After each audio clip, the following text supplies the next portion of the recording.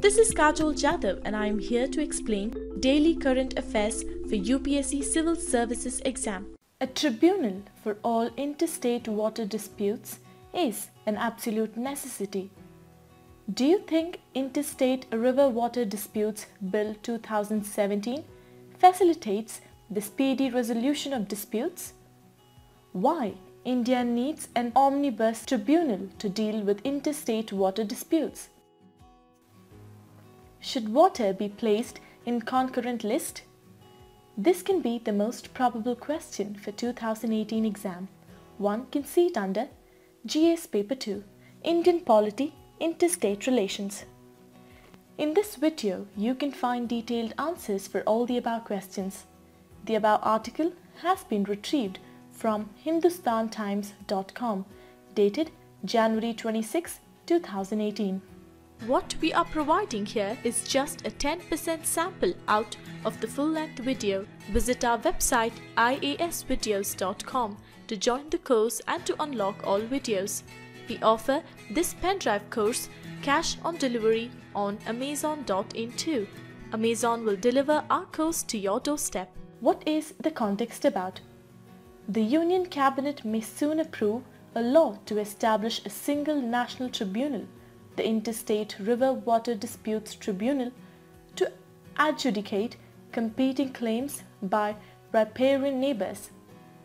The ISWDT will replace the existing tribunals on disputes, and its orders, which will have to be issued within 4.5 years, will be binding on the parties involved in the disagreement. The Interstate River Water Disputes Bill, which seeks to amend the Interstate Water Disputes Act 1956, was introduced in the Lok Sabha in 2017 and was referred to a parliamentary panel. At present, there are 5 tribunals hearing disputes between states on the sharing of river waters. Do you think Interstate River Water Disputes Bill 2017 facilitates the speedy resolution of disputes? The bill proposes a permanent Interstate River Water Disputes Tribunal. In the current arrangement, tribunals are formed when a river water dispute arises. These are dispute-specific. Each dispute will be referred to a 3-member bench and resolution will be time-bound. These measures can improve the efficiency of disputes adjudication. The bill provides for a DRC, Disputes Resolution Committee, to enable ex-ante negotiated settlements in place of earlier mediation by the centre. This is an interesting provision, evidently to avoid disputes advancing to the next stage of legal adjudication, but its benefits will depend on the mechanism's efficiency. The new bill allows the centre to appoint or authorize an agency for the purpose of data bank and information system, perhaps to draw on the existing capacities of the institution. This arrangement could hit a roadblock given the tenuous centre-state relations over managing river waters. As per bill, the entire process of dispute resolution will be completed within a time span of 5.5 years after considering all possible extension, and thus it will provide speedy resolution. Why India needs an omnibus tribunal to deal with interstate water disputes? First, the river disputes tend to be protracted. For example, the longest feud is the one among Punjab, Haryana and Rajasthan on the Ravi Beas, which has been going on for 31 years. Tamil Nadu, Karnataka, Kerala and Puducherry have been slugging it out over the Kaveri waters for 27 years, and Maharashtra, Andhra Pradesh, Madhya Pradesh and Odisha on the Godavari for 11 years.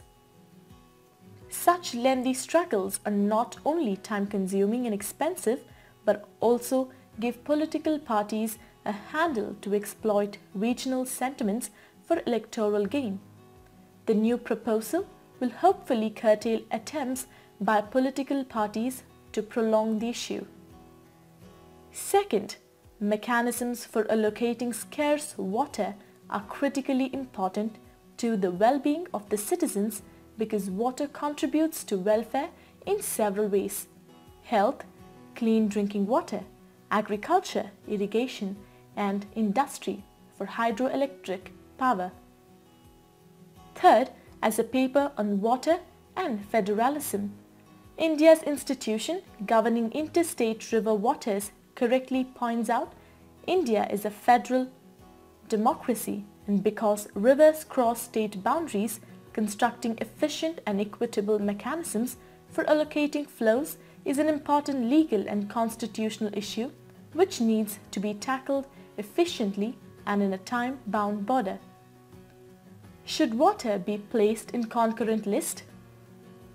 Water as a subject is larger than rivers, ponds and lakes, springs, groundwater aquifers, glaciers, soil and atmospheric moisture, wetlands and so on, are all forms of water and constitute a hydrological unity.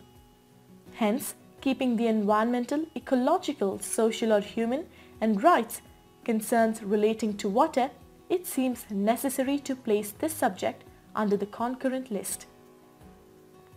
In the recent past, there have been serious concerns relating to groundwater, rapid depletion of aquifers in many parts of the country, the emergence of arsenic and fluoride in many states, etc.